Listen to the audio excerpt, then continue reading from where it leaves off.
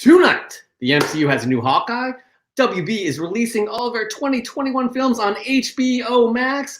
And we have a new segment here on Comic Book Canada.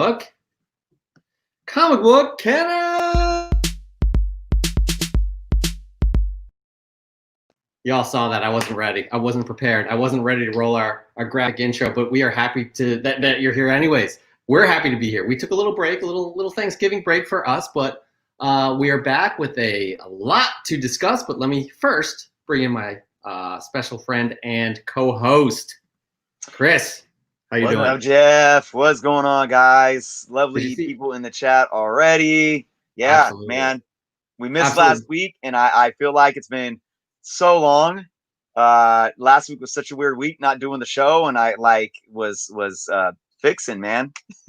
Yeah, man, absolutely. We are happy to be here. We're happy to have you all here. We're happy to see the enthusiasm in the chat, and we're happy to talk about the hobby we all love that revolves around comic books. But first, we have a very special announcement to make. Very special. Chris, you take it away. Yeah. So for those that tuned in to my Friday Night Live earlier this evening, I mentioned that there was an amazing act of kindness, pay it forward, by a friend of the channel, Joe G, who was the winner of my 3K subscriber contest. He won the second place prize. And Joe, out of the kindness of his heart, said, you know what? I'm going to pay it forward and I'm going to donate my winnings to someone else. So Joe, if I see Joe is here with us tonight again and again. Thank you so much. You are, the pride of this community. People like you, as well as others. I mean, just seeing this kind of, love and compassion within this community speaks volumes. And I think that's why Jeff and I are here. I mean, this is what we want to promote. And thank you so much for stepping up and doing something like this. So guys, with that being said, next week on the show here, we're going to announce another winner. So how it's going to work is, if you entered my 3K sub contest, anyone that entered is going to have another opportunity to be drawn to win the second place prize. So we're not opening up the contest again. We're not accepting new entries. It's just everyone that was entered before. We're going to put your name in the randomizer. We're going to draw and pick a new winner, and you're going to get all those awesome prizes. So yeah, guys, I'm really excited. Again, thank you, Joe. Next week, guys, don't miss out. Be here because it's going to be exciting. It absolutely is, Joe. Again, Chris has said it enough, but we can't thank you enough. So we really appreciate this, and very lucky to have an audience that includes people like you. We're very appreciative it's such a kind gesture. So yes, next week we are going to draw a new winner. So check us out next week. But first, we have this week's show. So let's just get to it, shall we? So tons of stuff, tons of news we're going to be talking about. A brand new segment, fresh from the comic shop. That's right. Chris and I are going to go over our new pickups from the past week. We have Cover Price's top 10 hottest comics of the week. And we already announced the new giveaway announcement. So we did that at the top, a little out of order. Please like, share, subscribe, tell your friends about the channel. We love being here. We love talking to you guys. It is one of the highlights of our week. All right, but moving on. The highlight of our week actually came with some quite interesting news. Now, it's not official here, but HAILEE Steinfeld is Kate Bishop. That is correct, people. HAILEE Steinfeld is Kate Bishop. Some people may want to, just say no, not quite sure yet. Not quite sure that's her. Not quite sure Kate Bishop has been cast in this role. Well, we are here to prove those people wrong. Because if you take a look at this little piece of evidence right here, this little video right here, you'll see what we're talking about. That's right. This is New York City. As you can see, there's a gentleman that walked down the stairs. That looks like Jeremy Renner. I'd have to say it is. And that looks like a young lady walking a dog. Could that be Lucky the pizza dog? Probably. But that also looks like HAILEE Steinfeld. Tell me I'm wrong. And then there's Jeremy Renner. Again, tell me I'm wrong. And then there's another nice little shot of this young lady. That is HAILEE Steinfeld. Yet people are still saying, this is not HAILEE Steinfeld. Come on. I mean, geez, what more proof do you need? Oh, what more proof do you need? Well, we got you right there. Because these pictures taken by MCU.plus at MCU.plus, let me bring that up. These pictures taken by at MCU.plus kind of give us a better look here. Oh, look, there's Jeremy Renner. There's Hailee Steinfeld with a bow and arrow. There's one picture, Chris. Do we need another one? Because we had that. Oh, look, that's Hailee Steinfeld with the bow and arrow. You sure she's still not cast in the Hawkeye series? And Hailee Steinfeld with a bow and arrow and Lucky the Pizza Dog. So come on, Chris. I mean, Chris, is Hailee Steinfeld cast in the as Kate Bishop in the new Hawkeye series? It's so funny because folks in this hobby want to like pull speculation out of their ass, you know, and they'll believe, you know, like we got it covered. Sorry. Anyways, but when you have something that's so substantiated here, I mean, you see it with your own eyes, and it's like we still can't believe it. We're fickle. We're fickle. Yeah, we are fickle because since us, you know, pulling in these assets here, these pictures and stuff, at MCU Plus has also put a whole bunch of videos, a whole bunch of stills from them shooting here in New York right now. So Hailee Steinfeld is Kate Bishop in the new Hawkeye series, and that has been the fan casting from the beginning. We should all rejoice. Yeah. Now, if you guys are looking for some books to pick up, you better jump on that now. Young Avengers #1, that is the book to pick up. That is like the modern day giant size X-Men. That is going for $88 raw based on cover price and $264 and a 9.8. If you guys can pick this up for under $100, jump on that now. You got issue #6 of Young Avengers where she first dresses up in the Hawkeye costume. That is going for $27 raw and $183 at a 9.8. It's also the first appearance of Stature. That is Cassie Lang, Ant-Man's daughter. And then you have Avengers #10, $26 raw, $63 and a 9.8. It's the first Tommy Shepard. And it's a sweet Kate Bishop on the front cover. So anyways, guys, follow MCU.plus. You'll see all of those pictures there. Hailee Steinfeld is in the Hawkeye series. She's playing Kate Bishop. Hooray. All right. But Chris, the news doesn't stop there with all of the with all of the Hawkeye news, because like it literally it was crazy. It was absolutely crazy. We got Florence Pugh. We haven't even seen her yet, but she will be reprising her role from the Black Widow film, and it's pretty much confirmed that it will be the new Black Widow. That's amazing. That's continuing this kind of new guard coming in and taking the mantle and running with it, literally. So happy to see that. We have Vera Farmiga. I'm a big fan of hers since The Departure. Fantastic film. But she'll be playing Eleanor Bishop, the mother of Kate, and Eleanor is connected to Madame Mask. There has been a lot of rumors, Chris, that Madame Mask will be making an appearance in the series. She was part of a storyline, I think, in the Matt Fraction series. Excellent series. Y'all should be reading that because this television series will be based off of that. If that wasn't enough, we got, I'm not familiar with this guy, Fra Fee. He's playing a character named Kazi, most likely short for Kazmierczak, known to us fans as Clown. You can see his character on the left. I'm not keeping up with the lower thirds here, so I'll just take him down. You can see who he's playing Clown on the left, so that's exciting. And on top of that, B. Schnur, this is a shout out to you because you have the first appearance of Swordsman, as do I. But Tony Dalton will be playing Jack DeQuain, who is the swordsman, and he's an early mentor of Hawkeye. So again, this is one of my oldest issues, as you can see. I know this is B's oldest issue too. I just want to bring that up. And finally, I think the most interesting casting, Chris, here from the Hawkeye series is Alaqua Cox. She'll be playing Maya Lopez, who is the alter ego Echo, deaf Native American who is capable of perfectly copying another person's movements, making her a formidable fighter. Alaqua is deaf as well. She's a deaf actress, and she'll be making her on-screen debut in the Hawkeye series. Chris, there is just so much going on with this Hawkeye series out of nowhere, and I am loving it. Yep. They're filming it right now. Like it's fantastic. Yeah, I think we're going to be surprised by this series. I've already seen, with some of these announcements, I've already seen folks talking online like, oh, Hawkeye's boring, the show's going to be whack, and all this stuff. It's like, guys, look, you got to understand the context that it's being worked around. And look, don't underestimate Jeremy Renner. Like, you know, I get it. I get that his role as an Avenger within the MCU hasn't, you know, been anything that we want to get all crazy about. But this dude is a really solid actor. I love. There's no work that he's done that I've not liked, and I think we're gonna see something different from this show. And I can't wait. Like, I think I can't put a finger on it. It's like I can't exactly, you know, say it's going to be like some Winter Soldier type stuff or some, like, you know, Infinity War type, whatever. There's no real, you can't box in it, but it's going to be something very unique that's going to work well, in my humble opinion.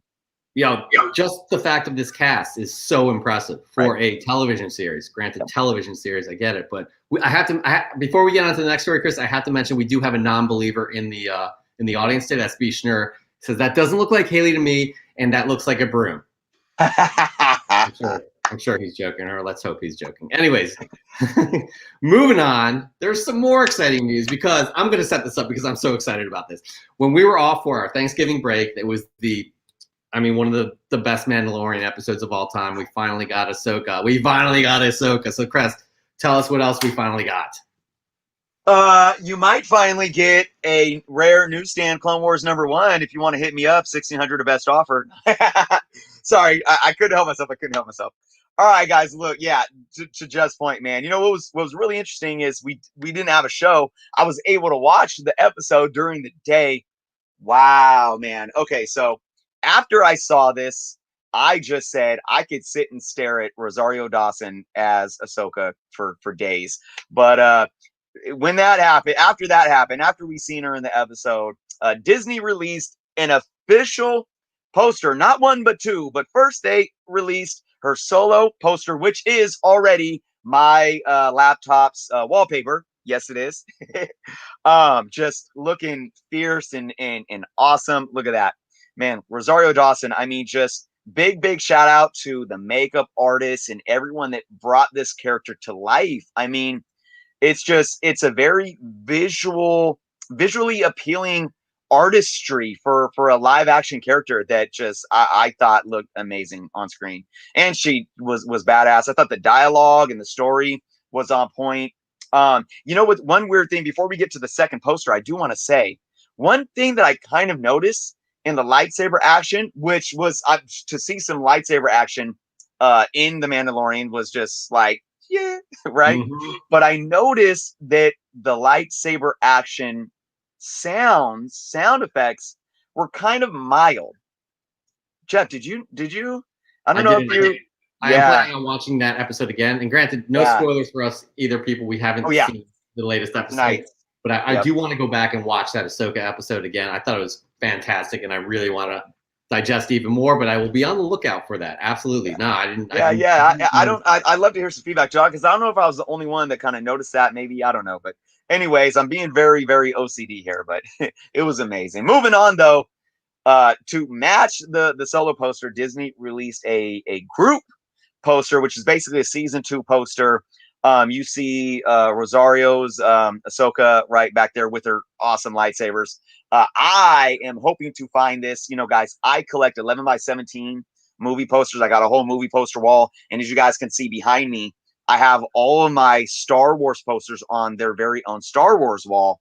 They're all 11x17. I want to get this bad boy right here in an 11x17, hopefully, to go right back there with all this stuff. Woo, man, amazing. I love both of them.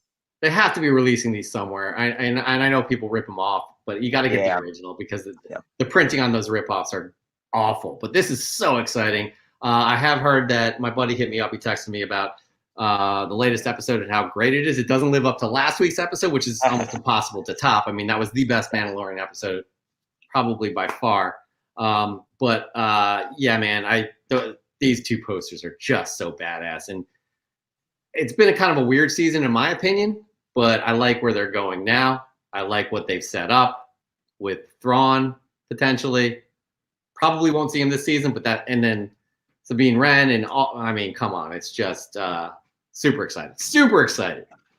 But moving on, what we should all be super excited about is not so much this pandemic and how we haven't been to a movie theater, or I haven't been to a movie theater since probably February, but the studios are making things a little bit easier for us, because it was just announced that WB will be releasing all of their 2021 films on HBOMax and in theaters simultaneously, similar to what they're doing with Wonder Woman 1984 on December 25th, aka Christmas. So this is very exciting news. This is huge news in the industry. I mean, huge news. This is obviously unprecedented time, so this is an unprecedented decision, and it's going to be interesting to see where they go with this.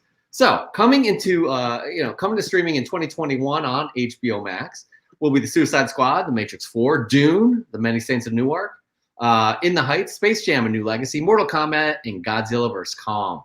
Only 2021 films are part of this plan, which is obviously in direct response to the ongoing pandemic. They're not going to continue, as of right now, they won't continue this on in 2022. As Ann Sarnoff, the CEO and Warner Media chair, said, "We're living in unprecedented times which call for creative solutions, including this new initiative for the Warner Brothers Picture Group. No one wants films back on the big screen more than we do. We know new content is the lifeblood of theatrical exhibition, but we have to balance this with the reality that most theaters in the US will likely operate at a reduced capacity throughout 2021. I mean, Chris, this is like, I'm dying to get to a theater. I have a nice setup. I have to admit, I have a nice setup, but it's nowhere near the experience of just going with a huge group of people that, you don't know these people, and just experiencing this all together. Going through the laughs, going through the tears, going through the gasps, going through all of that stuff and the anticipation, going to a midnight showing of like a Marvel movie is just something I absolutely miss. This helps though. Yeah. This helps. I agree. Look, and already in the last 24 hours since this has been announced, there's been backlash, people not liking this or thinking that this is like the death of theaters. No way. This is a move that I think is so strategic that's going to help the studio out, or Warner Brothers in general, in the short term being the next year or two, right? And then it's going to give the fans something that they truly desire. And look, it could be worse. It could be that all theaters were completely closed and all of these movies are being put on hold and we're not getting video on demand or HBO Max, or being able to go to the movie theaters. This is a situation where those that can't go to the movie theaters because of the closures get to view them and experience them. And the movie theaters that are open still get to bring in some revenue. And I think it's going to work out. I do feel that the HBO Max is going to extremely benefit from subscriptions from this. Yeah. Absolutely. Because you got to look at it like this. People are not spending money, 30, 50, 80, $100, depending on how much popcorn and drinks you buy and how many people are going. You're not spending $100 every Friday to go to the movie theater. So you got all that excess spending that you're not putting to movies. You could put that into a $15 month-to-month HBO membership, because you're not only you're still getting the perks of the membership and you're getting all the new releases. You're getting all this crazy content, yeah. And it's only for a year. Nobody plans for this to be forever. So, I think this is a very solid move. I understand why Disney hasn't made this type of move yet with Marvel Studios, specifically because there's been so much more success on their end with their billion-dollar movie franchises. And I don't necessarily think that it would be healthy for Marvel Studios films to be slated a whole year out to be like put on video demand, regardless if we're paying $30 price points or not. But I do feel that Disney really needs to look at this. They really need to, at least for maybe their next couple of films, especially with Black Widow, since it's already been pushed back a year. But, we'll see what happens on that end. I mean, the way you look at it is like the first experiment with this was Mulan. And from what we've heard, that was a successful experiment. They made money. So then now you're hearing about WB testing the waters with this, saying it's only for a year. But if this increases subscriptions consistently, all the studios are going to be rethinking the way this is going to be released. And I think at the very least, you are going to see these films on streaming services much earlier than normal. Yep. And I know you have contracts with theaters on when you can put them on, you know, DVD, when you can get them on streaming and stuff like that. I know that, but they are going to all rethink this because this is, you know, our normal life won't be back for a good 8 to 10 months, if that. So theaters need to make money, and we need to figure out a way to, because I miss doing that, and I don't want that ever going away. But in the meantime, this is how studios are surviving themselves. I agree. And you know what's funny about COVID is as much as nobody wants to be here and nobody wants it to last longer than it already has. Well, I would assume nobody, but the funny thing about it is it's teaching us things, and we could take the positives out of those things. We are evolving in a way that, like we've talked about probably before in the past, even though we may go back to some sort of normal, we've taken things from this little COVID era that we're living in, and it's really evolving things, like especially how people communicate, how people shop, how people consume things. And I think you're absolutely right. I think that there's going to be a lot of evolution within the industry and the streaming services to where they're going to reevaluate contracts, because we've already seen, you know, over the last 10, 15 years or so, we've already seen the release to video, you know, or Blu-ray, DVD, whatever, shrink. You know, it used to, 20 years ago, you'd have a movie in theaters in February. You wouldn't see it until like the next calendar year on VHS or DVD or whatever. Now it's like, you know, you may have to wait a couple of months. Now this could change it to where you may only have to wait a couple of weeks. Absolutely. I completely agree. All right, we can talk about this at length, but we're going to actually cut it off right now and move on to some more interesting MCU news. Chris. MCU, look, you know, again, for going through 2020 without any stuff, the juice, it's really starting to heat up here as we're getting closer to more films and shows being released. We're getting lots of production going on. And we've been talking about the production of Spider-Man 3, specifically with Jacob Batalon's character. And first and foremost, realizing his extreme weight loss, which we've talked about a couple weeks in the past. So there's more kind of speculation surrounding Batalon's NED Leeds and what his weight loss means. But there's also been a casting call from Sony that's been, you can see him here. You know, we've seen this now for a couple of weeks with his drastic weight loss. What's going on with NED Leeds? Now we got a report coming from the Direct that alluded to Sony Pictures that they were looking for a female Filipino actress ranging from the ages of 50 to 80 to play a character in Spider-Man 3. Okay. Batalon is half Filipino in real life. So this may be an introduction to maybe a family member, which could mean that we might see a bigger role for NED Leeds in the film. So you got a couple things now. You got the weight loss. What's going on there? What does this mean for his role? Now we got some casting calls for other Filipino actors showing up in the film. Now, of course, it could be anybody. It could be somebody random. We don't know at this point, but we're putting the pieces together. This really could mean something, and it's fun to speculate.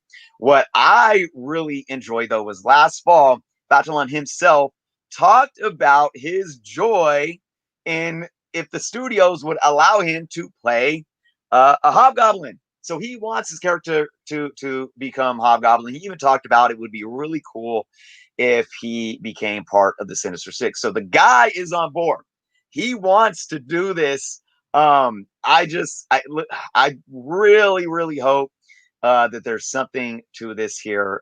You know, and even if we don't see a Hobgoblin, you know, in Spider-Man 3, I really hope that they're building to that. I agree. I think it's really weird to have, I mean, like, we all know who Ned Leeds is, right? And what he was, especially in the 80s. Us, you know, reading those books with the Hobgoblin. We've talked about this in previous weeks. Reading those books about the Hobgoblin and how he was a prevalent villain during that era. Why would you name this character Ned Leeds without it leading to something? No pun intended, but why did you call him Ned Leeds? Why couldn't you call him his character name from the Ultimate Universe? Grump, yep. He looks just like him, right? Why are they doing this? And Marvel's very good at piecing those things together and making something out of this. And I don't know if his weight loss is more of a healthy lifestyle choice or if it's for the role or both, but there's something there, man. His name is Ned Leeds. Yeah. Well, you know, and we talked about the fact that, you know, you got to appease fans, and Marvel Studios has been really good with bridging together, you know, the Ultimate Universe with the 616 universe and tangling them in to make something really work for the live action. So I think, you know, having him be more like a Grump character really spoke to those fans, but calling him Ned Leeds really speaks to the old heads. But fans are never going to be happy. People are like, oh, why doesn't he look like Ned Leeds in the comics? You know, this blonde-haired white guy or whatever. Why do you have to make him look different and all this? So no one's ever going to be happy. But I do feel like Marvel Studios has always been thinking ahead. I mean, look, they name dropped Spider-Man in the first Iron Man, you know, when Nick Fury showed up, although they cut that out. But, you know, they basically name dropped Spider-Man just in case. You know, they're thinking ahead. Yeah. So whether or not there's been anything substantiated, I can guarantee you the creative team sat and said, let's call him Ned Leeds because maybe down the road we can do something with it. So even if it's just that, I do agree that, yeah, it's in the back of their heads regardless. And hey, look, you got the character or the actor petitioning for it. I hope they listen. Last thing I'll say, like, for me personally, if Ned Leeds doesn't lead into something, I'll be very disappointed that they even use that name. That's all I have to say about that. I hear all right. So moving on, we have even more MCU news. That is right. We have Monica Rambeau coming. Well, she was already here in the first Captain Marvel film as a young girl, but she is coming to WandaVision. She's going to be a major character. And now we may have a better idea of what Teyonah Parris, what her costume may look like. We all know she's playing the well-established Marvel hero who has been called Captain Marvel, Photon, Pulsar, and Spectrum. But as we see here, Teyonah Parris, she definitely does look like Monica Rambeau. And I'm super excited to see her on screen because I think she was a staple in the Avengers when I was reading the Avengers back in the day in the mid-'80s as Captain Marvel. That's the Captain Marvel I first was introduced to. However, there's a lot of speculation going about that she will be playing Spectrum. Now, as we can see here, this is the merchandise. You can see the black and white, which is a staple to any costume she really has worn. But to me, this looks a lot like what Spectrum will be. So, you know, take it on your own. This is from BR Marvel News on Twitter. They post a lot of great stuff. This is a great find here, but this is kind of our first look at her costume. Chris, it's quite interesting, I have to say. I do think that she's playing Spectrum. Yeah, you know, I can't argue with that. We know that Marvel's been, they really have been leading the way. Marvel Studios, again, have been leading the way with taking these characters and utilizing more of the modern storylines surrounding them. So I can't argue with it. Regardless, though, I can't wait to see her role, you know, and it's going to be interesting how they explain what's gone down the last, you know, 25 years? Yeah, 25 years, yeah. 1995. Since, well, or actually, I guess it's 2023. Oh yeah, you're right. Oh my gosh, yeah. Yeah, we do have to think that. So it's like, I guess, yeah, wow. Okay, it's going to be interesting either way. Now, an easy spec pickup could be Mighty Avengers #1. This is where, as you can see, Monica up there in the top, kind of right. This is where she's first called Spectrum. There's no reason why she's called Spectrum in this issue. It doesn't explain it, but that is where she's first called Spectrum. Kind of resembles exactly what we saw. So it'll be interesting. And we have about a little less than a month and a half before WandaVision makes its way to Disney Plus. That is something we can all be excited about, Chris. All right, but moving on. We have we'll end on a sentimental note, Chris. Take it away. Yeah, man. So really awesome news. Like you said, sentimental. It's still kind of depressing in its own way, but I'll put a little backstory to it. My son and I have been going through a Marvel marathon again. We've been doing an MCU marathon. And we got to Black Panther last week, and we turn on Disney Plus, and you know, we got our popcorn, we're turning it on, and guess what shows up? This new Marvel Studios introduction dedicated to Chadwick Boseman. I didn't even realize that this had happened, and we didn't even realize that we were watching it on his birthday. How about that, guys? It just worked out that way. So that just added so much more to it. But without me going in further talking about it, let's go ahead and show the intro.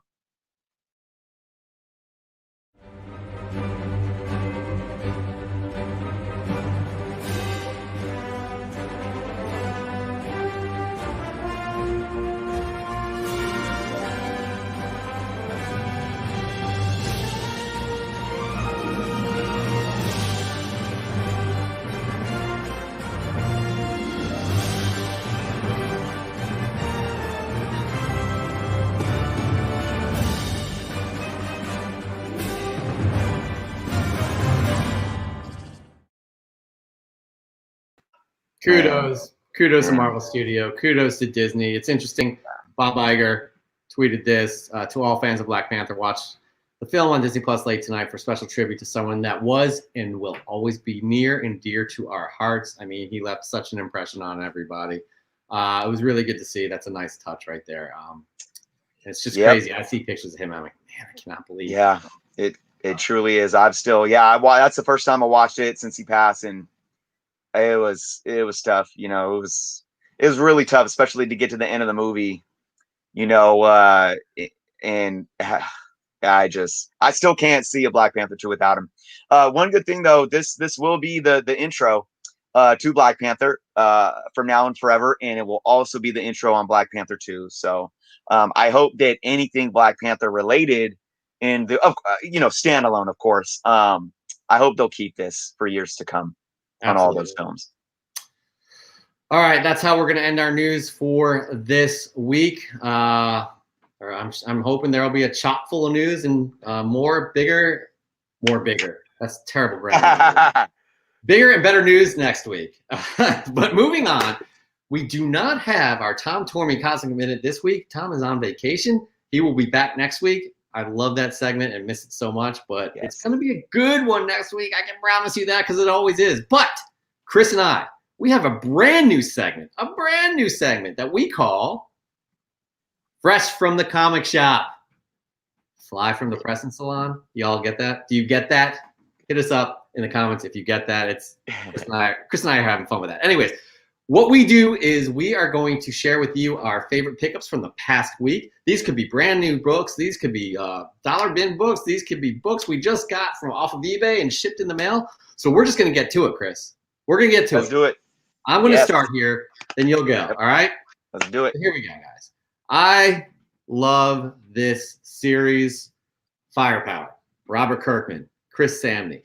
Outstanding. The series, I absolutely love it. It's one that I read immediately when I pick it up each week or each month.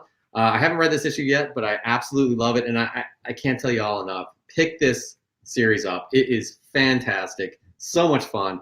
It's basically kung fu with supernatural powers. Art is incredible. I mean, come on. I am loving Firepower, and you all should be picking that up. Pick it up for first issue. Let me know what you think. It's pretty cheap still. This is issue 6. I'm really happy I picked that up. Chris, your turn.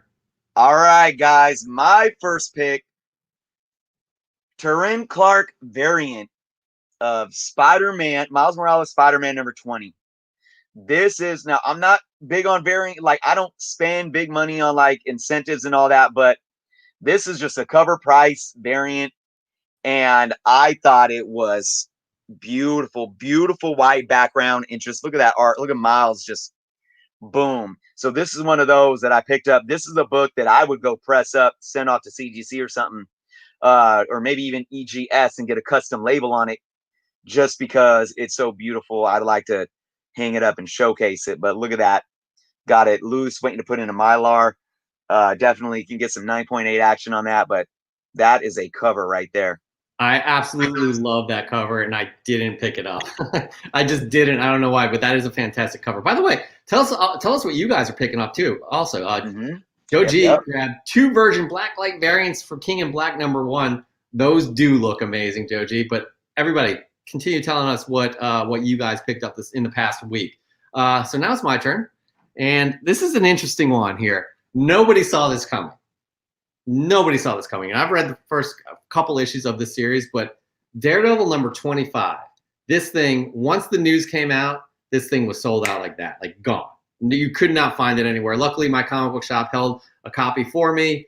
I haven't read it yet. Again, I'm sorry. Well, I'll get to the books that I actually did read, but I'm super excited. I already know what the spoiler is. I don't know if and Raider Bear, I love this cover too. This cover is freaking awesome. But I'm not going to mention what the spoiler is. I wouldn't be mad if you guys mentioned the spoiler, but I'm psyched to read it. I'm psyched I got it. It's going for $30. Just came out 2 days ago. $30. So happy I got that. Chris, it is now your turn. Speculators ruining the hobby. He's not serious. I'm just kidding. All right. No. He is not serious. Okay. All right, guys. I love it, man. I love it. Okay, this book, I showed this actually. All right, you guys are getting. I recorded a video today, guys, for my channel, but I didn't upload it. So you guys are getting a sneak peek. Okay, this is half of a key haul that I did. Semi-key, but it's really awesome. I explained it in the video, and for all you awesome viewers, I'm going to explain it to you now. Amazing Spider-Man, my favorite superhero. The Amazing Spider-Man Volume 1 is my grail run, right? Like, if I had one run to complete that's not already complete, like, some other complete runs that I already have, it's my Amazing Spider-Man. Will it ever happen? I don't know, man. Those are some early expensive issues.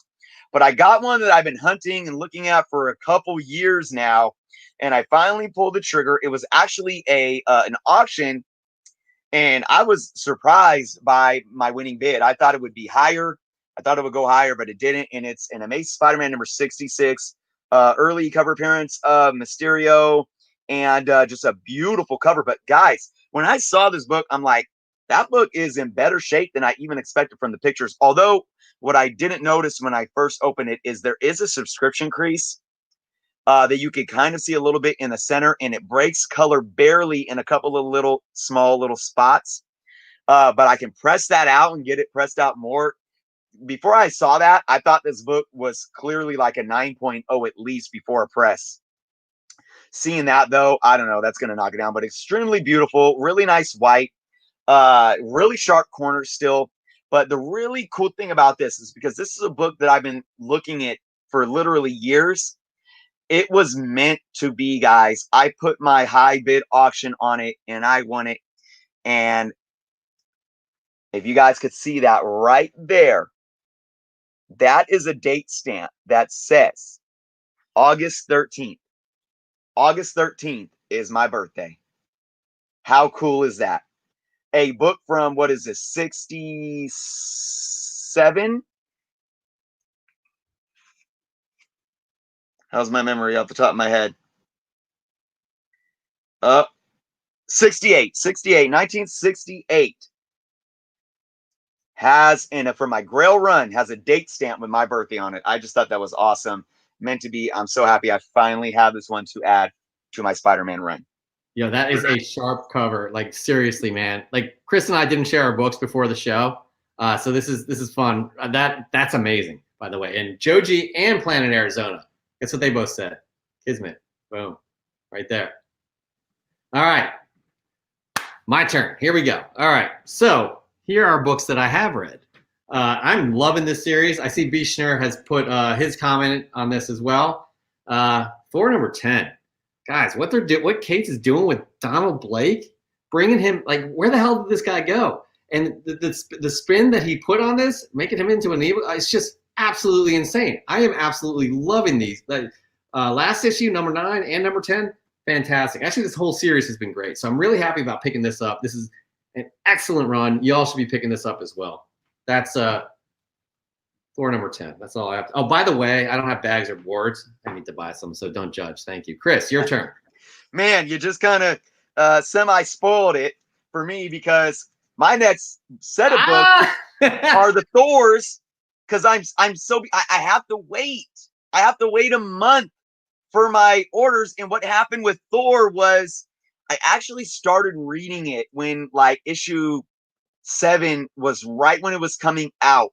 So I ordered these as back issues, but my back issues piggyback my pre-orders issues, so I save on shipping. I didn't get these until yesterday, but I got issue 7. Love that cover. 8, Alex Ross timeless cover variant, and 9. So yeah, so I'm not even close to 10 yet. I got to read these few, but I'm with you. Like, even not being up to date, you know, even though I know there's been some pushback on the Black Winter thing and how it correlates with Galactus and whatnot, and they're like, oh, you're undermining Galactus. And that aside, I'm really enjoying where this is going. And I was supposed to start reading these last night, but I was reading something else. So hopefully I'll start reading these this weekend and get caught up. All 3 of those covers are fantastic. Yeah. 7 and 8, it's a great story. It's kind of a side story, and it's kind of, in a way, whimsical too. I loved it. 9, you're going to absolutely thoroughly enjoy the twist that they're taking with Donald Blake. It's crazy. All right, my turn. This is a book that me and millions of other people have read. I saw some in the comments. I can't remember who said it, but it is King in Black number 1. This could have been an overly hyped, series, because even they've been talking about it for years. It was awesome. Like, it was absolutely action packed. Absolutely, just like, Null is a badass, even more so than we thought. And it's the action's nonstop. The kind of the sentiment there with Dylan and Eddie Brock. It just really, that was kind of touching in a way. This is really good. Solid start. I'm excited to see where this goes. I will not be buying all of the tie-ins. I will not be buying the variants. I'm keeping my blinders on, sticking to King in Black and Venom. I did enjoy this, and I think anybody who has enjoyed any of the Kate's Venom run, you'll really dig this. So that's King in Black number 1. Chris is still waiting on his issue, so no spoilers. Thank you. Yeah. Ironically, it came out on Wednesday. I'm not going to get my order until February sometime at the end, or excuse me, January, because I got to wait all of December for all my previews orders to process. So I'll be a month late on that. But you know what? I'm really thinking about spending the few dollars to buy the digital copy and just read it. So it's good. I might do that this week. So absolutely. All right, your turn. All right. So this is just, I wanted to show this off. I actually went through this and read a lot of it, and it's the Future State preview. And it really has me excited for these books. I didn't order, like, I pre-ordered the Wonder Woman run. I pre-ordered I think the Superman and Wonder Woman, and then there's a couple others. I don't know if I got the Batman, which I'm regretting now, because I was reading the little preview about the Batman one, and I'm like, man, I should have got that one. But I'm really excited about these stories. And the one thing that I'll say about reading through this and reading the synopsis and whatnot, I can't, besides the haters that just want to hate, I can't, we don't have the stories yet. Who knows if the stories are going to be good? But the idea behind what they're doing here is so cool to me. It's like, I don't understand how people can't see something like this and say, hey, that's comic books, man. That's comic books. They're taking characters and placing them in the future that we know and love with new characters. And they're saying, how many of us that love comic books or love the sci-fi genre and whatnot, how many of us love future storytelling, like future settings? Like, we are so intrigued by what's going to happen in the future, right?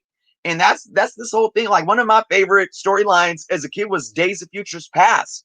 And that's why I really enjoyed Cable and Bishop, because it was like, oh, anything that involves the future. So that's what's going on with here. I'm sorry, anybody that hates it, look, if these come out and you read the stories and you're like, you know what though, that story was just garbage. It was whack. Until then, if you're hating on this before it comes out, I'm going to question really why you're hating on it, because I'm sorry. There's a lot to be said here with where they're going with this. I'm hyped. Yeah, I don't understand the hate. I don't understand, like, no, that's not for me. We know one person who was like that we don't see anymore.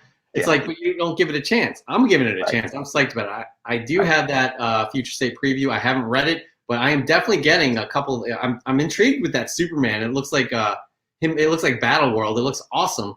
I'm intrigued by the new Wonder Woman. I'm intrigued the new Batman. So I'm gonna get a few of these. I'm not gonna get everything.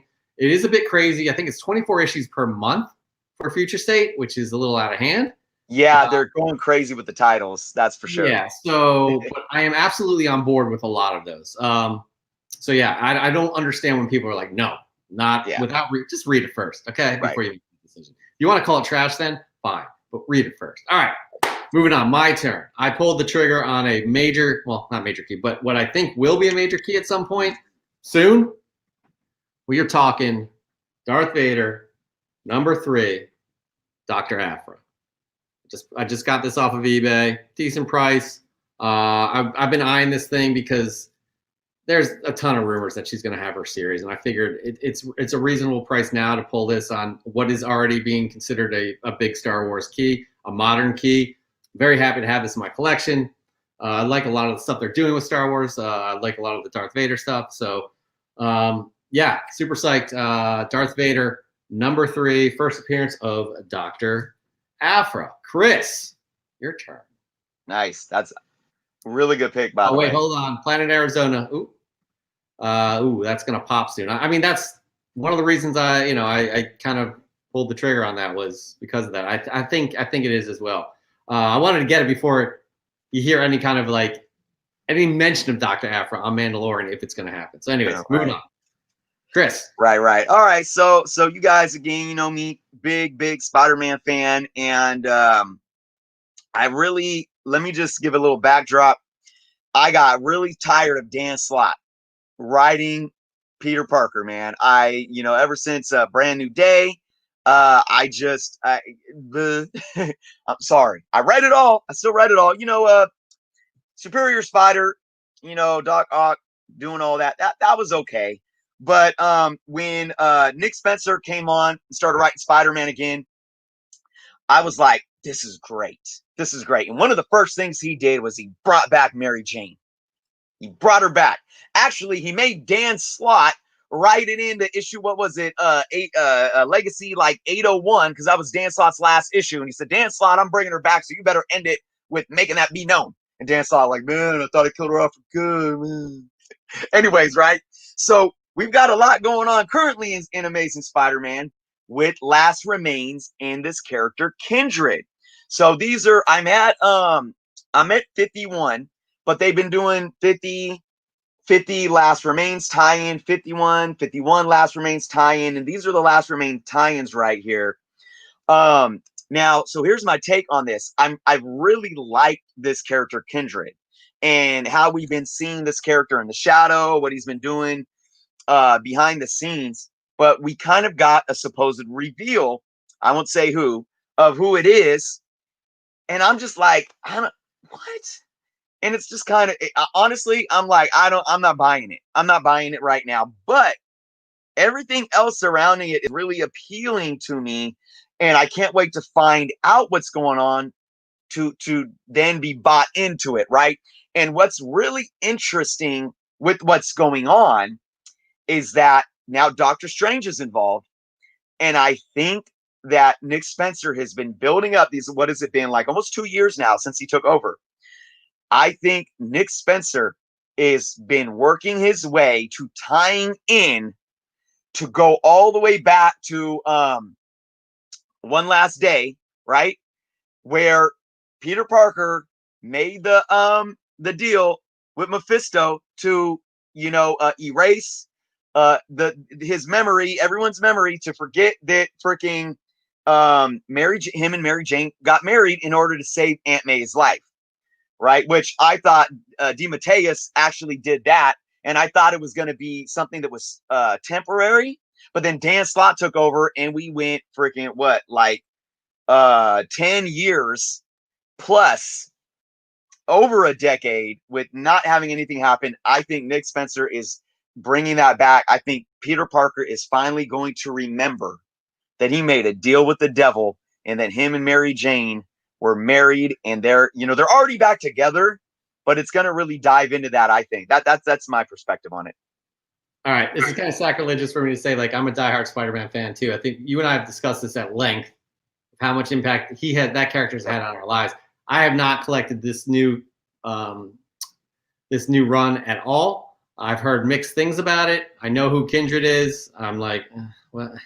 I know what's happened with Slott and all that stuff.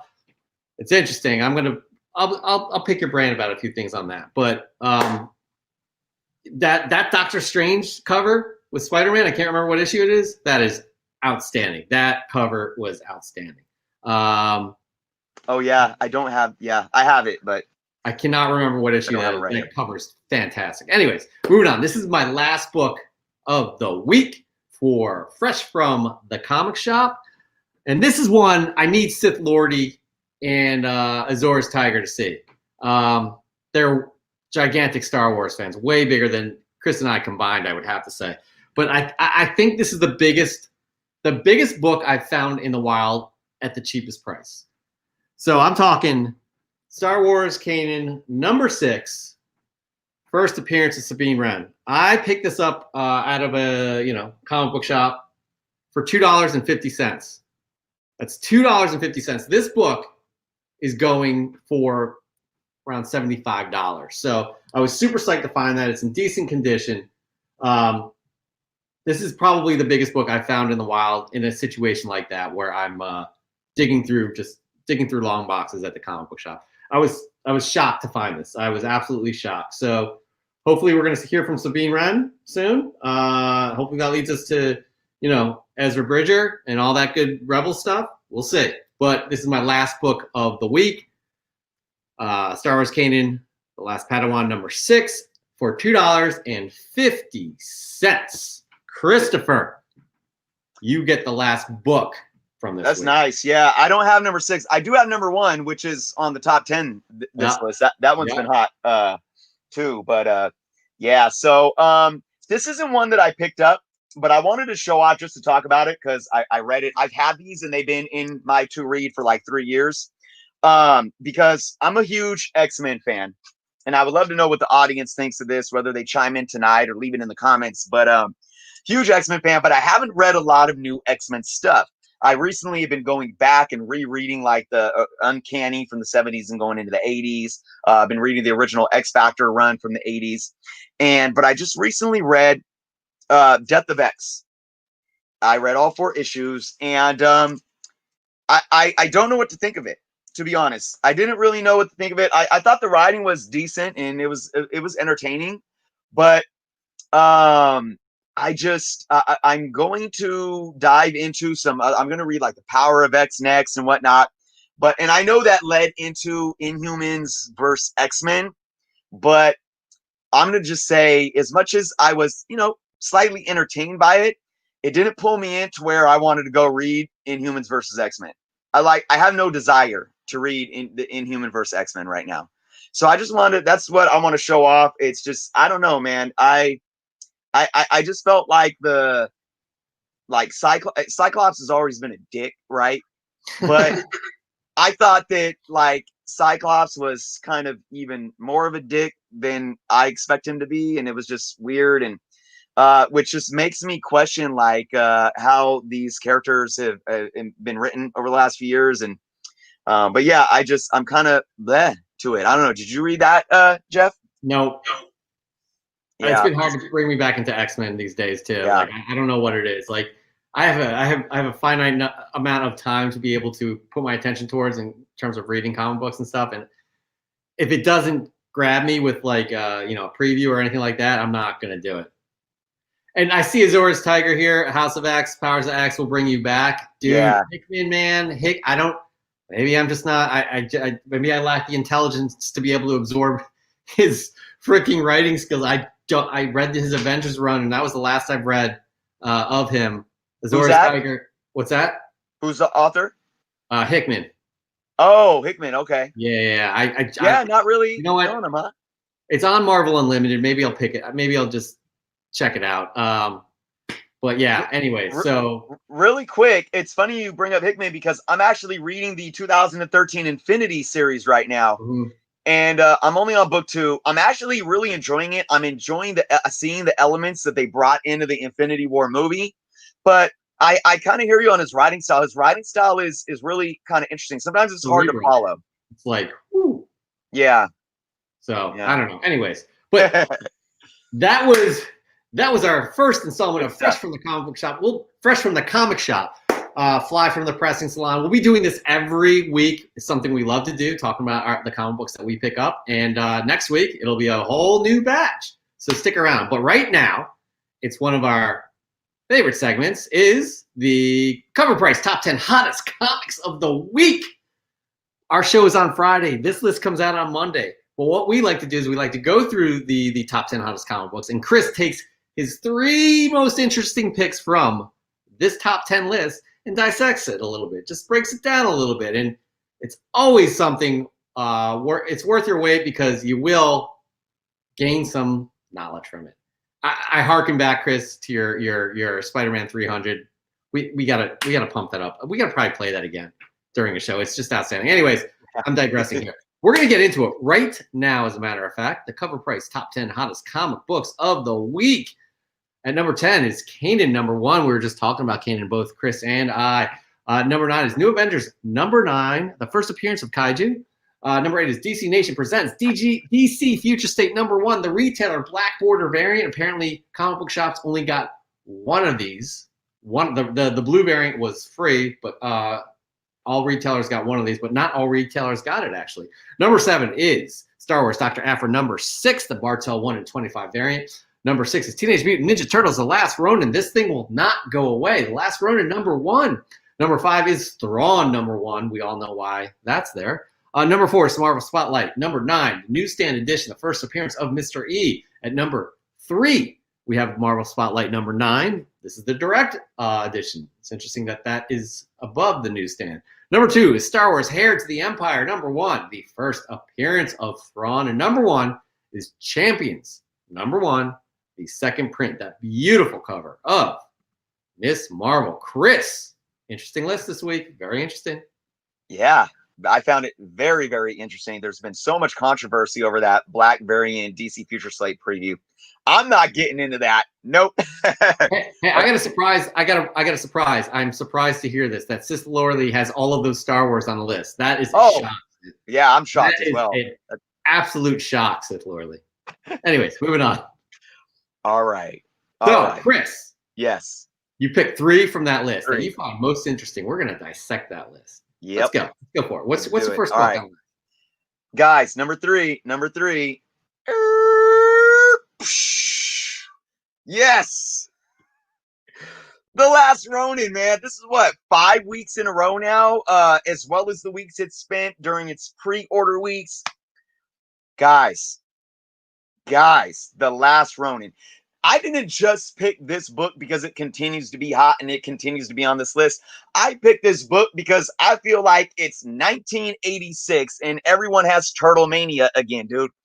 Turtle books are going crazy right now. Crazy, not just this one. And look, we've only had the first issue. That's it. But man, I'm so happy to see this keep doing its thing. It sold 62 more copies. That's a 109% increase this last week. A CGC 9.8 sold for $190, making me really want to send this bad boy off the CGC because, Sith and Azores would know that I really was very careful reading through that. I think it could still get a 9.8. This book is something else, man. So you know what I did? I told you guys about how my son wanted it. Hey, can I read that? I'm like, I got to find you the digital issue because you're not touching this. Then I pre-ordered number 2. I bought 2, thankfully. I should have bought more. Then I pre-ordered number 3 and I bought 4. So people are going to hate on me because I'm going to do some flipping. We'll see what happens with issue 3. I'm hoping that something big happens in one of these books, hopefully number 3. I'll probably buy a few issues of the other ones too, but I'm hoping that some twist happens that'll really kind of like one of those books too. We'll see. Regardless, I though, forgot to mention this that yeah, I sold mine as soon as I got it, but I bought a new one on eBay for $18. Right, free ship. You did? Free. Well, I thought I did. The guy never shipped them out. Wow. And you look at all of his reviews, and it's like wow. this mother effer should not be, just going off on him. Anything he sold, he was selling tops traders or top loaders. He was everything, and I got my money back immediately from that's good from eBay, but it really was disappointing. Hey, how about that second print though? I'm gonna get. I ordered the second print. I did. Okay, good. So I'll get it. Anyways, moving on to your second book that you find most interesting this week. What is it, Chris? All right. This second book is just nuts. It's nuts. This is going to have probably, I don't know, our viewers tend to be very, well balanced, but we know that there's such a divide right now between, speculating and what's going on in the market. And a lot of people that get, salty waters when things just take off. But this book took off from the depths of nowhere this last week, guys, and that is Marvel Spotlight number 9 featuring Captain Universe. Man, both books, the newsstand and the direct, were in the 4 and 3 spots, I believe. Crazy, guys. Let me tell you, before I even get into this last week's stats, 2 weeks ago on eBay, this is a $5 book all day long plus shipping. $5 book on eBay, which probably means you can find it in your local LCSs in the dollar bins, maybe $2 or $3. $5 book all day long. Guess what happened this week, guys? A newsstand high grade raw sold for $200, while direct saw a 461% increase in sales and at a high raw of $275. I'm not talking CGC, CBCS, or anything here, guys. I'm talking raw. A $5 book in a matter of about a week, going up to a $200+ book. That's freaking absolutely nutty, guys. So now, here's the spec. Okay, this is the first appearance of Mr. E, who is a Clintar. Huge speculation tying into King of Black. Okay, and that's all I'll say there. And now this Mr. E, not to be confused with Timely's comics, and Timely is basically Marvel. Timely changed to Marvel. There was a Mr. E who was also known as Victor J, who made his first appearance in Daring Mystery Comics number 2 in 1940. So that's a Golden Age character that is a completely different character. All right, even though it's technically under the Marvel 616 universe. So this is just blowing my mind, guys. I don't think I have this book. I'm pretty 99% sure I don't have this book because I have a a photographic memory, and seeing the cover, I said, this isn't even really a book that I've even been too familiar with. So am I going to buy this book? Absolutely not. Now, let me talk a little bit about speculation in what's going on with this book. Should you buy this book? I don't think anybody should freaking buy this book whatsoever at all. 100% don't do it. Like, unless you find it in your back issue bins, hey, maybe $10, maybe even $15 if you think it's near mint. I wouldn't spend more than $15 on this book in a near mint copy whatsoever. This is a situation to me where people are really just buying into this King in Black stuff right now, and they're going absolutely nuts. Do I think this is going to come down? Yes. Do I think it's going to come down hard? Yes. Do I think that this Mr. E character can substantiate in its correlation to King in Black? Sure. And do I think maybe this book can no longer be that $5 eBay book or that back issue $1, $2 book? Sure. But is it going to stay a $200+ book? I just don't see it happening. But look, I could be wrong. You never know. I would like to revisit this maybe in a couple months when King in Black plays out and see what this book is doing. But look, I'll end on this note, guys and Jeff. I'm not mad. I am not mad at all that this book is selling for $200 and something. Because guess what happened? Guess what happened? These books were being listed on eBay. Somebody heard about the spec and they started bidding on it. And those high bids started going to 5 to 7 to 10 to 15 to 20 to 50 to 100 and then to $200 plus. It's a natural supply and demand. People demanded it. Maybe they're crazy. Maybe they're spending money that I wouldn't. But oh well, they got the money to spend and they want to spend $200 plus on this book. So be it. If you don't want to do it, don't do it. Nobody's twisting your hand. That's my take. Planet Arizona brings it up pretty well. This is the strangest spike of the year. It really is.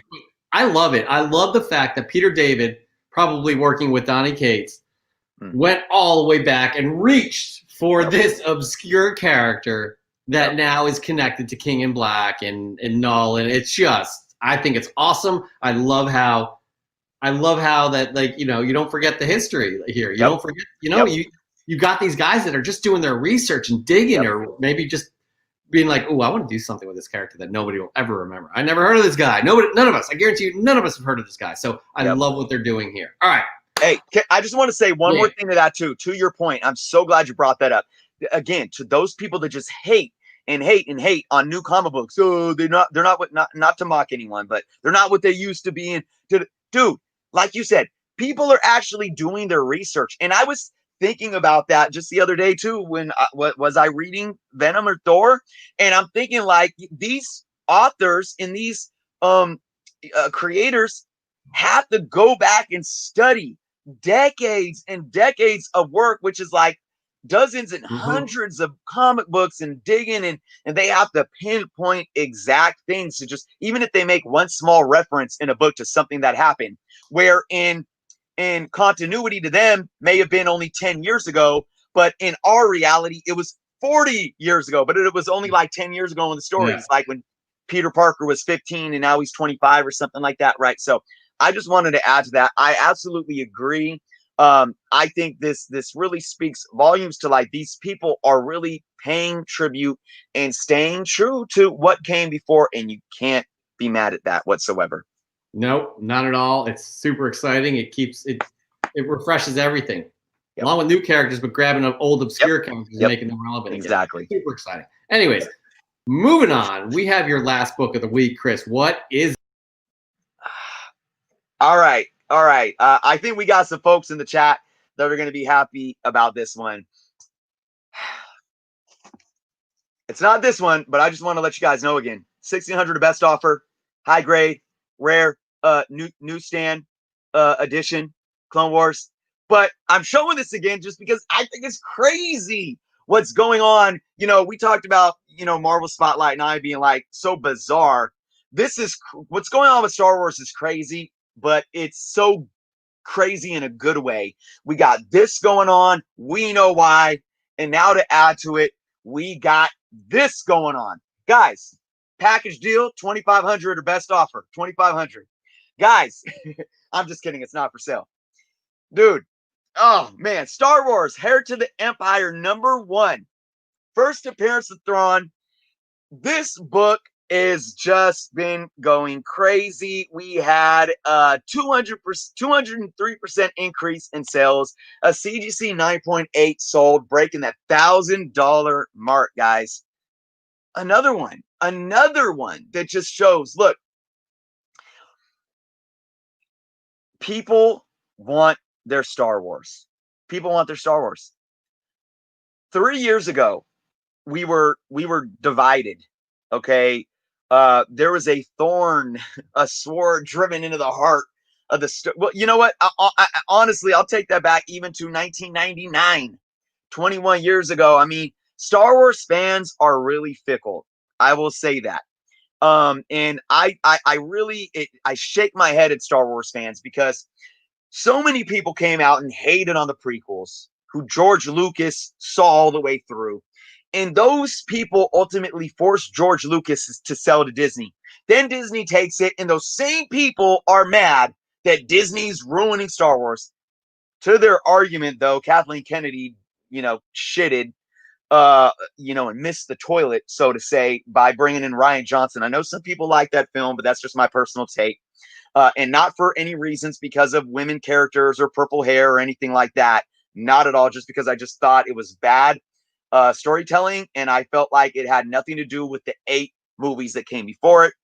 So, you know, there's a lot of fickle individuals within the Star Wars fan base, but we are seeing something going on right now, and it's under Disney. It's under Disney, but I think they have learned from the past, and you got people in positions that are making the right artistic decisions, and it's only the beginning, and we're seeing it. We're seeing it with these books.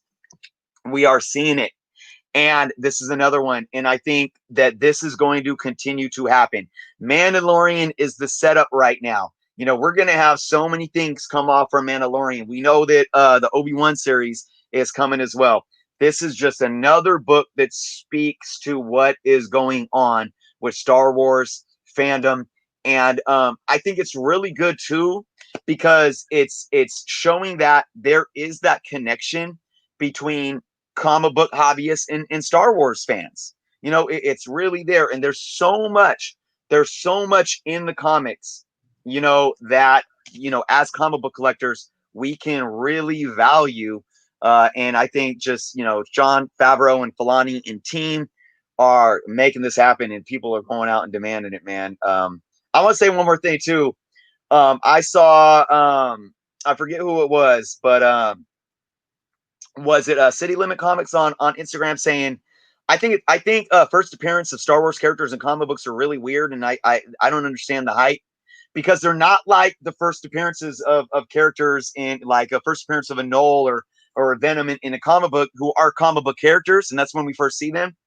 You know, these are characters that we see in movies or in, you know, animated TV shows or whatnot, and then, you know, they're coming in the comic books. Although Thrawn, you know, we saw him first in a comic book. So regardless, though, people are demanding it, and it is hot. Yeah, man, it is, and it's exciting to see, especially for us that grew up on Star Wars and saw all that happened with the prequels and the sequels and the in between with the Clone Wars and Rebels and things like that. There is so much to pull from, and it's so exciting, and the future is just unlimited here. And I think Kathleen Kennedy tried to box it in, saying that there's no source material to choose from, and it's like, you crazy? Like, look at all this stuff. And this, you know, Ahsoka is the perfect example of that in The Mandalorian. So it's a super exciting time to be a Star Wars fan, super exciting time to be a comic book fan. And I'm happy we're all here for the ride. That does end our top 10, our Cover Price top 10 hottest comics of the week. Thank you, Chris, for that. Those 3 picks. We'll have a brand new list next week. I have a feeling, Chris, that some of these books we've seen today and previous weeks will be on next week's list too. Absolutely. Yeah. Yep. Definitely some Star Wars, and I'm, you know, fingers crossed for some more TMNT. Yep, absolutely. All right, but moving on, we have our Q&A. There's a lot of comments today. Really glad you guys are spending the time with us. Planet Arizona, this is very thoughtful of you. Thank you. I love how you two are always so positive. So many people are bashing the spikes in MS9 and Marvel Spotlight 9 and Daredevil 25. Who cares what other people spend their money on? That's it, man. Chris has had take upon take upon take about this, and it's like, yo, if you wanted that book, you should have just gotten that book. You know what I mean? Don't be mad because you took forever to try and get the book. So thank you for the kind comment. Thank you for always being here every week. We really appreciate you watching us and participating in this thing that we this hobby that we all love. There's actually a lot of questions that I'm gonna have to go back on here. Planet Arizona brought up a good point too about the Marvel Spotlight 9. The direct edition is more likely rare because there were less comic shops in the 80s. That's a great point. Absolutely. Yeah. Those early directs were much smaller print runs than the newsstands. But you to counter that, you do keep in mind the fact that the newsstands were on the newsstand still. So when you look at higher grades, though, but yeah, those early directs, when I think that book came out, like a 88, was it 80, 81, somewhere around there? But yeah, early days of the direct. Definitely. Comic Forge, Pressable Defects. Thank you for being here. I gotta say, you guys, the Pressable Defects had an amazing breakdown of King in Black #1. I mean, there's major spoilers in there, but it's a 20-minute video. They pointed out some really key points within that issue. And it was an amazing breakdown. Really excited to show what they think is going to happen, and I, and kind of open my eyes to certain things that I missed, and I really thought that was great. So thanks for being here, Mr. Forge. Really appreciate that. Joji does have a question about Cyclops. How does he ever miss? All he has to do is look at the enemy. So many couples shooting in the ground. That's so true. That's so true. That's funny. Man. Some people what they grabbed up a Silver Surfer #3 this week for nice. Mephisto's first appearance. That's an amazing pickup there. Yep. We had a lot of people telling us what they picked up. I do believe B. Schnur picked up the secret variant for King in Black, where you had the Thing on there. Not sure if you guys noticed this, but if you see copies laying around, make sure you look for the Thing instead of the Hulk. You see the Hulk right there. The secret variant is with the Thing. Those are going for like $15. My store was selling that for $15. I had no problem with that. Raider Bear, did you hear DC's coming out and said every issue of Future State title will only have 10,000 copies worldwide? I cannot believe that. I would love to see where that was said, but I don't. They need money. They need to sell some books. And if this is providing any demand, they are gonna deliver, I would think, right, Chris? Yeah, that seems extremely low, especially with such a new launch. I don't know. Look, I mean, I've talked about before, the power of the second or third print. They can always go straight to production, even if it's just a week after the release of the first print. They can do that, but 10,000 seems low. Crazy low. Yeah. I don't know if they'd break even that way. Raider Bear did pick up the secret variant of King in Black as well, with the Thing instead of the Hulk. I'm curious, Raider Bear, how much did you pay for that? You as well, Bishner. How much did you pay for the secret variant? Planet Arizona says the Future State preview has the Future State. Why is that not working? The Future State preview has me more intrigued than before. I'll probably pick up a few and give them a try. I'll admit, when I first heard about Future State, I was like, nah. But I'm definitely way more intrigued.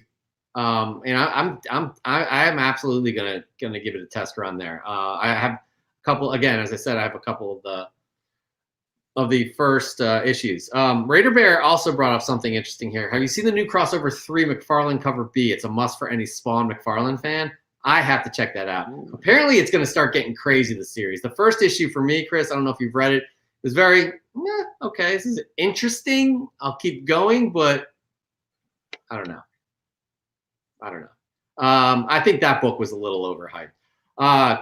Chris, did you read the Black Winter arc? Yeah. So the last Thor book I read was issue 6. Okay, that arc it's freaking awesome. And Planet Arizona, Erratic #1. He thought it was solid. It looked interesting. This is Aftershock. It's about a kid who has superpowers, a teenager, but he can only use these powers for 10 minutes. So he has to.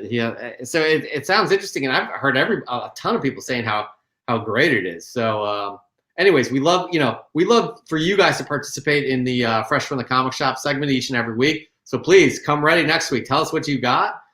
We do have some more new comments here that we got issues. He paid $15 for his secret variant. B. Schnur paid $15. That's what my comic shop was selling it for as well.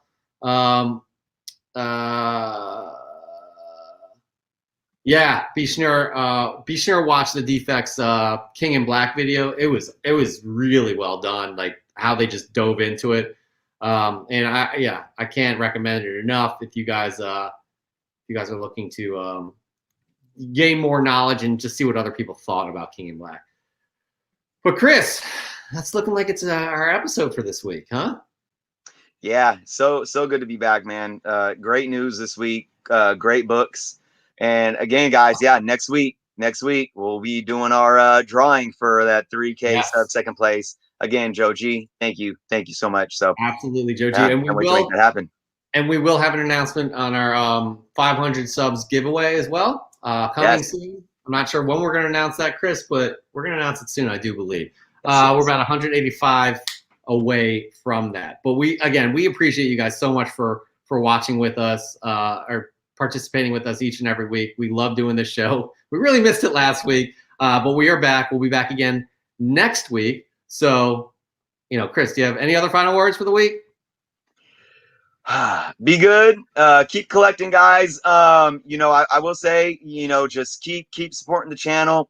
Share it with your friends. We appreciate all of you guys, and we want to keep doing this for you guys. It's something that gives us pride and purpose and joy. And we know that what it means to you guys. So if the more you guys help us out, the more we can help you guys out. And I really see this as a mutual relationship. So appreciate you guys being here. Let's keep building the fan base and the community to keep being larger and stronger. So definitely appreciate you all. Absolutely. It's just fun with you guys. So let's keep the fun going. Until next week, we will bid you adieu. You guys have a good time. Be safe, and we will talk to you. See ya.